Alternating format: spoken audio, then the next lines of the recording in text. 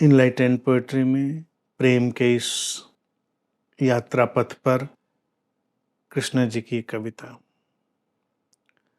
अगर है प्रेम की गली अति सांकरी, अगर है प्रेम की गली अति सांकरी, तो उसमें प्रवेश की तरकीब यही है कि कोई तरकीब नहीं है।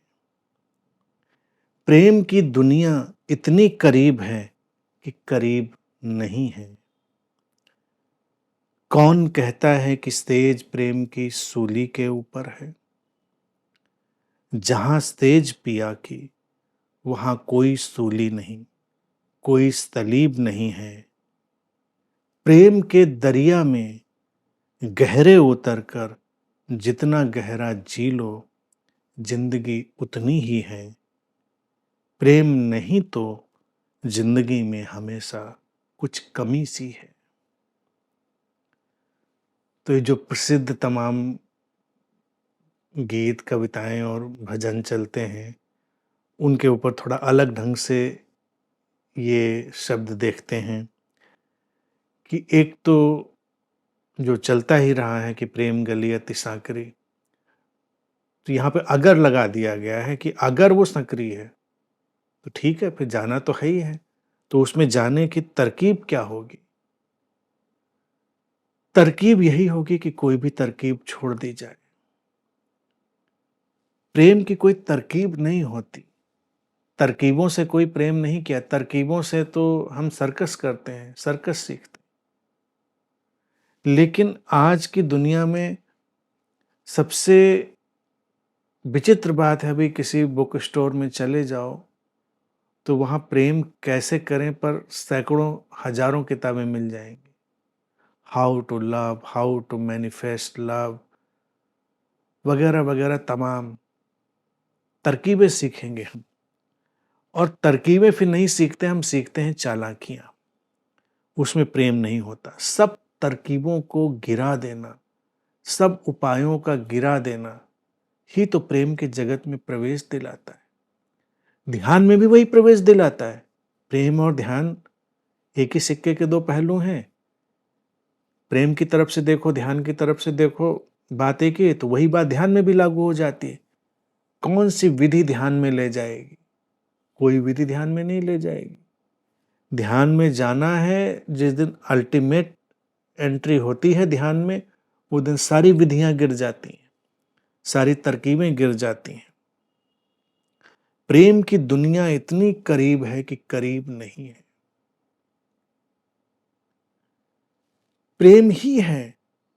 निकटता भी एक दूरी है, और जब निकटता इतनी हो तो वो निकटता भी नहीं रह जाती, उसको क्या कहें।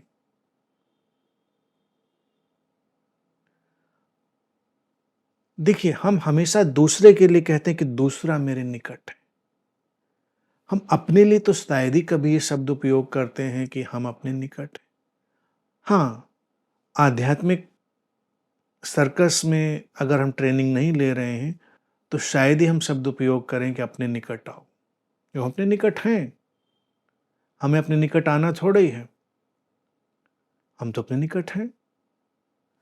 तो प्रेम भी इतनी निकटता पैदा करता है कि उसमें द्वैत समाप्त हो जाता है, तो उस निकटता में वो इतना करीब होता है कि कोई करीब जैसी चीज ही नहीं रह जाती। कौन कहता है कि सेज प्रेम की सूली के ऊपर, सूली ऊपर सेज पिया के कह विधि चढ़ना होए, मीरा ने गाया था। अब मीरा के अपने दर्द, उनकी अपनी परेशानी रही होगी, क्योंकि मीरा का प्रेम अपने में बहुत अच्छा है, लेकिन अगर मुझे चुनना हो तो वो सब प्रेम के चक्कर में पड़ने की जरूरत नहीं है। क्योंकि काल्पनिक किरदार के प्रेम में पड़ जाने से हासिल क्या है?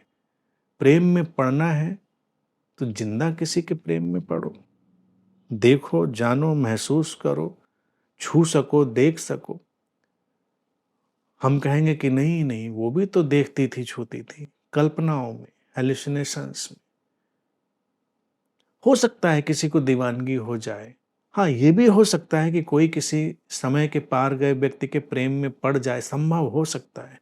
तो मीरा की निष्ठा पे कोई प्रश्न नहीं है, प्रेम में पड़ सकता है संभव, लेकिन तब फिर ऐसी ही बातें उपजेंगी, सूली ऊपर सेज पियागी, क्योंकि फिर आप बड़े कष्ट में होंगे, आपके अंदर छटपटाहट होगी, बेचैनी होगी, क्योंकि वो कहाँ, वो परितृप्ति नहीं आएगी। आप कितनी भी परितृप्ति दिखा रहे होंगे, लेकिन जो किसी जिंदा इंसान को सामने देख लेने की परितृप्ति है, वो किसी को अपने मनस लोक में, कल्पना लोक में देख लेने में कभी परितृप्ति नहीं हो सकती। तो सब सूली ही दिखाई देगी हमको।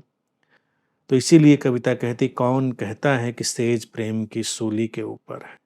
कोई, जहां सेज पिया की वहां कोई सूली नहीं, कोई सलीब नहीं, वहां तो फूल खिलते हैं।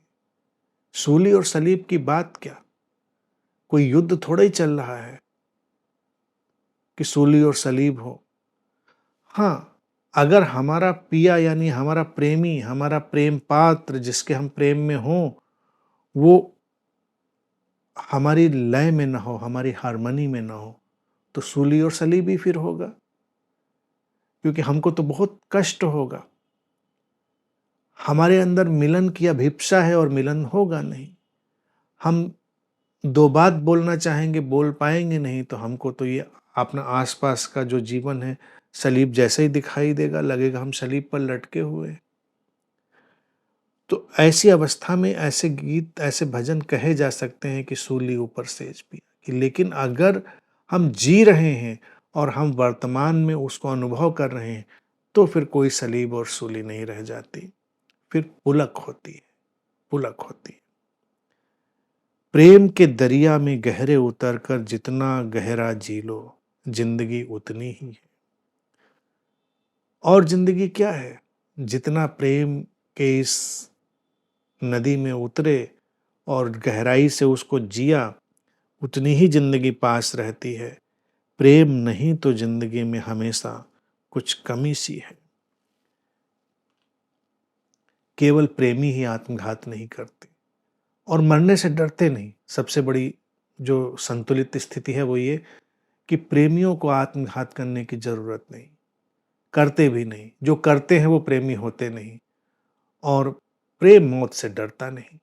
लेकिन जिनके जीवन में प्रेम नहीं है, उनके जीवन में हमेशा कुछ कमी सी है। इसीलिए तो सारी सफलताएं पाकर, सारी ऊंचाइयां चढ़कर भी लोग कई बार आत्मघात कर लेते हैं, विक्षिप्त हो जाते हैं, तमाम तरह की विकृतियों के शिकार हो जाते हैं, क्योंकि प्रेम ही वो कमी को पूरा करता है।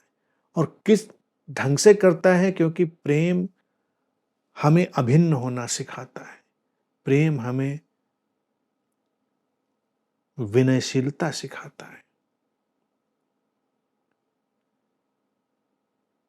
प्रेम झुकना सिखाता है, ग्रहणशील होना सिखाता है।